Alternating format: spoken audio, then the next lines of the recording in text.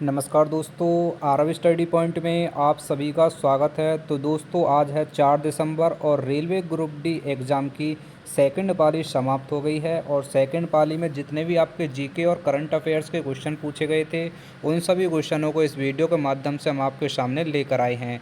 तो दोस्तों वीडियो पर बने रहिए और वीडियो को अंत तक ज़रूर देखिए। दोस्तों वीडियो सिर्फ 15 से 20 मिनट की रहेगी और इस 15 से 20 मिनट की वीडियो में सभी सेकंड पाली में आए हुए क्वेश्चनों का एनालिसिस करा दिया जाएगा। और दोस्तों यदि आपका भी रेलवे ग्रुप डी का एग्ज़ाम है तो चैनल को सब्सक्राइब कर बेल आइकन को अवश्य दबा लीजिए, जिससे हमारी आने वाली वीडियो की नोटिफिकेशन आप तक पहुँच सके। अब देखते हैं सेकंड पाली में कौन कौन से क्वेश्चन पूछे गए थे।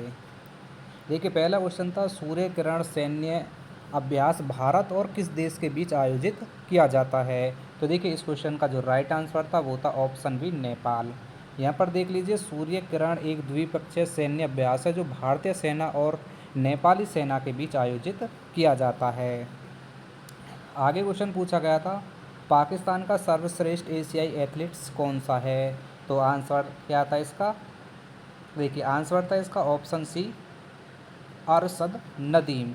ये था इस क्वेश्चन का राइट आंसर। यहाँ पर थोड़ी डिटेल दी गई है कि अरशद नदीम पाकिस्तान के प्रसिद्ध जेवलिन थ्रो यानी भाला फेंक एथलीट्स हैं जिन्होंने अंतर्राष्ट्रीय और एशियाई स्तर पर पाकिस्तान का नाम रोशन किया है।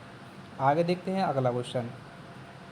अगला क्वेश्चन पूछा गया था, 2025 में हैदराबाद के पास हुए पेट्रोकेमिकल धमाके में आग लगने वाली फैक्ट्री कौन सी थी।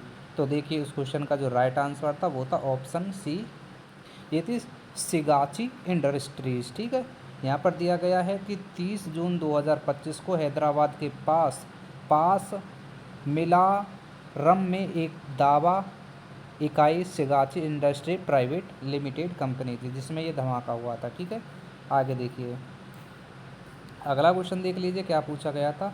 जुलाई 2025 तक विश्व का सबसे श्रेष्ठ शतरंज खिलाड़ी कौन रहा है। तो देखिए नाम इनका क्या था, मैग्नस कार्लसन। ठीक है, मैग्नस कार्लसन ये था इनका नाम। और ये नॉर्वे के महान शतरंज खिलाड़ी हैं और जुलाई 2025 तक FIDE रेटिंग के अनुसार विश्व के नंबर 1 खिलाड़ी बने रहे। ठीक है, आगे देखते हैं अगला क्वेश्चन। सेकंड पाली में जो अगला क्वेश्चन पूछा गया था, भारत ने किसी नामक एक पूर्ण स्वदेशी एंटीबायोटिक विकसित और लॉन्च किया है जिसका वाणिज्य लॉन्च 2025 के अंत में होने की उम्मीद है। तो कौन सा था ये। तो ये था इसका ऑप्शन सी। ठीक है, नेफ्रिथ्रोमाइसिन ये था इस क्वेश्चन का राइट आंसर। और यहाँ पर दिया गया है नेफ्रिथ्रोमाइसिन भारत द्वारा विकसित एक पूर्ण स्वदेशी एंटीबायोटिक है। यह मुख्य रूप से सामुदायिक जन निमोनिया के इलाज में प्रभावी है।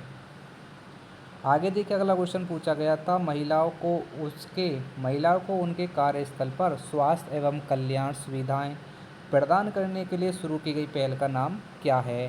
तो देखिए आंसर था इसका महिला आरोग्य कक्ष। ये था इस क्वेश्चन का राइट आंसर। आगे देखिए यहाँ पर डिटेल दी गई है कि महिलाएं आरोग्य कक्ष एक पहल है जिसकी शुरुआत महिलाओं को उनके कार्यस्थल पर स्वास्थ्य और वेलनेस सुविधा उपलब्ध कराने के उद्देश्य से शुरू की गई है। अगला क्वेश्चन पूछा गया था, किस वर्ष 2025-26 के लिए खेलो इंडिया कार्यक्रम का बजट कितने करोड़ रुपये है।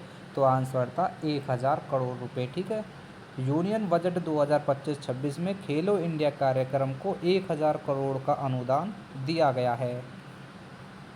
अगले क्वेश्चन में पूछा गया था, शिक्षा में नवाचार हेतु ज्ञानोदय कार्यक्रम किस भारतीय प्रबंधन संस्थान द्वारा शुरू किया गया है। तो देखिए आंसर था इसका भारतीय प्रबंधन संस्थान कोझिकोड।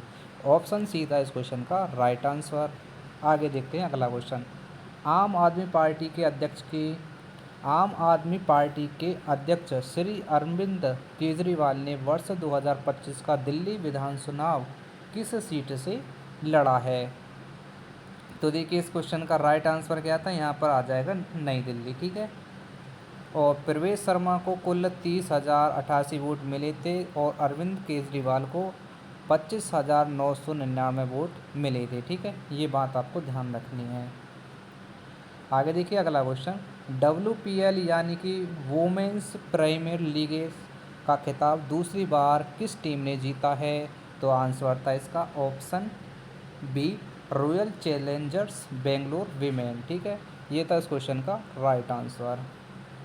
अगला क्वेश्चन देखिए, यदि कोई व्यक्ति दूर की वस्तु को स्पष्ट रूप से नहीं देख सकता लेकिन पास की वस्तु को स्पष्ट रूप से देख सकता है, तो इस नेत्र दोषक को क्या कहा जाता है? तो आपको बता दें, इसे कहा जाता है निकट दृष्टि दोष। जिसमें केवल व्यक्ति पास की वस्तु को ही देख सकता है उसे बोलते हैं निकट दृष्टि दोष। ठीक है, और जिसमें दूर की वस्तु को देख सके उसे बोलते हैं दूरदृष्टि वो दोष। ठीक है, इसको ध्यान रखना है, कन्फ्यूज़न करने वाला ये क्वेश्चन है। ठीक है, आगे देखिए अगला क्वेश्चन, तुर्की ने हाल ही में किस देश के बीच युद्ध बंदियों और बंदियों की अदला बदली में मध्यस्थता की है? तो आंसर था रूस और यूक्रेन। ठीक है, ऑप्शन बी था इस क्वेश्चन का राइट आंसर। आगे देख लीजिए अगला क्वेश्चन, केंद्रीय गृह मंत्री अमित शाह द्वारा E0 FIR पायलट योजना कहाँ शुरू की गई है? तो ये शुरू की गई है नई दिल्ली में। ठीक है, E0 फायर पायलट योजना कहाँ शुरू की गई है? नई दिल्ली में। आगे देखिए यहाँ पर देखिए ये क्वेश्चन दिया गया था, यहाँ पे इंग्लिश में कुछ अलग दिया हुआ था और हिंदी में कुछ अलग दे रखा था। ठीक है, तो इस क्वेश्चन का जो आंसर है कुछ कह नहीं सकते क्या था। ठीक है, क्योंकि हिंदी में और अलग बताया गया क्वेश्चन था और इंग्लिश में किसी ने और अलग बताया है। ठीक है, देख लेना कौन सा क्वेश्चन आया था, अगर आपको पता चल जाए तो कमेंट में ज़रूर बताना। आगे देखिए अगला क्वेश्चन था, हरियाणा के मानेसर में स्वच्छता ही सेवा पखवाड़ा सितंबर 2025 अभियान का उद्घाटन किसने किया? तो देखिए यहाँ पर डिटेल दी गई है कि हरियाणा के मानसरोवर में स्वच्छता ही सेवा पखवाड़ा अभियान का उद्घाटन हरियाणा के मुख्यमंत्री श्री नायब सिंह सैनी ने किया था। ये अभियान 17 सितंबर 2025 से 2 अक्टूबर 2025 तक चला और स्वच्छता सेवा तथा जन जागरूकता को बढ़ावा देने का केंद्रित था। ठीक है, आगे देखिए आगे क्वेश्चन पूछा गया था कि कार्य शून्य कब होता है? तो आपको बता दें इसका जो आंसर था वो था जब विस्थापन शून्य हो। ठीक है, तब होगा कार्य शून्य। आगे देख लेते हैं अगला क्वेश्चन, ये बायोलॉजी से पूछा गया था और यहाँ पे दिया गया था कि अंडाणु को अंडाशय से गर्भाशय में कैसे स्थानांतरित किया जाता है? तो आपको बता दें इसका जो राइट आंसर था वो था ऑप्शन बी, फैलोपियन ट्यूब के द्वारा। बढ़ते हैं अगले क्वेश्चन की तरफ और अगले क्वेश्चन में जो पूछा गया था, देखिए यहाँ पर क्वेश्चन में पूछा गया था कि शहद के अधिकतम उत्पादन के लिए सबसे अच्छी प्रथा कौन सी है? तो राइट आंसर था इसका ऑप्शन सी, फूलों वाले क्षेत्र के पास छत्ते रखना। बढ़ते हैं अगले क्वेश्चन की तरफ। अगले क्वेश्चन में पूछा था कि पौधों की लंबाई बढ़ाने के लिए कौन सा हार्मोन्स उत्तरदायी होता है? तो इसका जो आंसर था वो था जिब्रेलिन। ठीक है, ऑप्शन बी था इसका राइट आंसर। जिब्रेलिन पौधे में तने की लंबाई बढ़ाने के लिए प्रमुख हार्मोन्स है। यह कोशिका विभाजन और कोशिका विस्तार को प्रोत्साहित करता है। आगे देखिए अगला क्वेश्चन केमिस्ट्री का था और क्या पूछा गया था इसमें कि ब्लीचिंग पाउडर का रासायनिक सूत्र क्या है?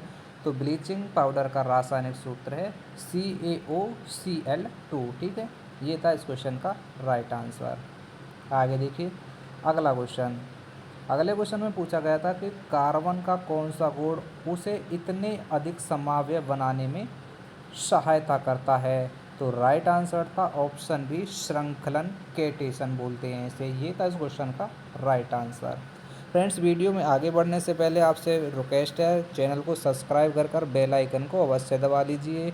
हमारी आने वाली वीडियो की नोटिफिकेशन आपको सबसे पहले मिल सकेगी।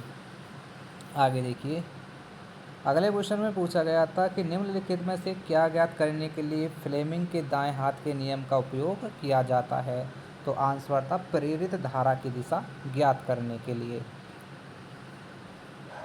अगला क्वेश्चन था, वुमेन ईरानी ने तन्वी द गेट फिल्म के वर्ल्ड प्रीमियर के लिए किस कान फिल्म महोत्सव में रेड कार्पेट पर अपनी शुरुआत की?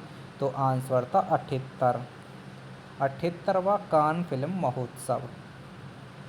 आगे देखिए अगला क्वेश्चन, निम्न में से किसमें अलैंगिक व जनन विखंडन द्वारा होता है? तो आंसर था नील हरित शैवाल। ठीक है, ऑप्शन सी था इस क्वेश्चन का राइट आंसर। अगला क्वेश्चन था चिपको आंदोलन के बारे में निम्नलिखित में से कौन सा कथन सही है? तो राइट आंसर था ऑप्शन बी, यह आंदोलन पेड़ों की कटाई की स्वीकृति के बाद शुरू किया गया था। और देखिए आपको बता दें फ्रेंड्स, ये डीएसएसबी जो आपके दिल्ली के एग्ज़ाम चल रहे हैं, एलडीसी स्टेनोग्राफर पियोन, और ये आपका जेल वार्डर का जो एग्ज़ाम चल रहा है, इस एग्ज़ाम में ये क्वेश्चन कई शिफ्टों में पूछा गया है और आज ये रेलवे की परीक्षा में भी पूछ लिया है। तो इम्पोर्टेंट क्वेश्चन है, लगभग हर एग्ज़ाम में आता रहता है। आगे देखिए अगला क्वेश्चन जो पूछा गया था कि यदि धारा वहन करने वाले चालक को चुंबक के बीच में लाया जाता है तो चुंबक के क्षेत्र की दिशा में क्या परिवर्तन होता है?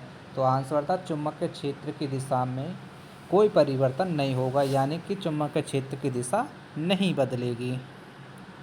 आगे देखिए जो अगला क्वेश्चन आपकी परीक्षा में पूछा गया था, शीर्ष विभयोजक का मुख्य कार्य क्या है? तो आंसर था पौधों की लंबाई या ऊंचाई बढ़ाना। पौधों में पराग नलिका का कार्य क्या होता है? तो आंसर था निषेचन के लिए नर युग्मक को अंडाणु तक पहुंचाना। ये था इस क्वेश्चन का राइट आंसर ऑप्शन बी। तो देखिए फ्रेंड्स, ये थे आपके सेकंड पाली के वो क्वेश्चन जो 4 दिसंबर को रेलवे ग्रुप डी की परीक्षा में पूछे गए थे। तो फ्रेंड्स, इसी प्रकार एनालिसिस पाने के लिए हमारे चैनल को सब्सक्राइब कर लीजिए, बेल आइकन को अवश्य दबा लीजिए और एक दूसरे से क्वेश्चनों को शेयर करने के लिए हमारे टेलीग्राम ग्रुप को ज्वाइन कर लीजिए। जब भी आपका एग्ज़ाम हो, कृपया करके हमें अपने एग्ज़ाम की शिफ्टों में हुए क्वेश्चनों को ज़रूर शेयर करिए, जिससे हम उन क्वेश्चनों को अन्य स्टूडेंट तक पहुंचा सकें। जिस प्रकार अन्य स्टूडेंट क्वेश्चनों को शेयर करते हैं और तब हम आप तक इन क्वेश्चनों को पहुंचाते हैं, तो आप भी क्वेश्चनों को शेयर करिए, जिससे और क्वेश्चन और स्टूडेंट तक पहुंच सकें। तो चलिए फिर फ्रेंड्स, मिलते हैं थर्ड पाली के एनालिसिस के साथ में। जब तक के लिए जय हिंद, जय भारत।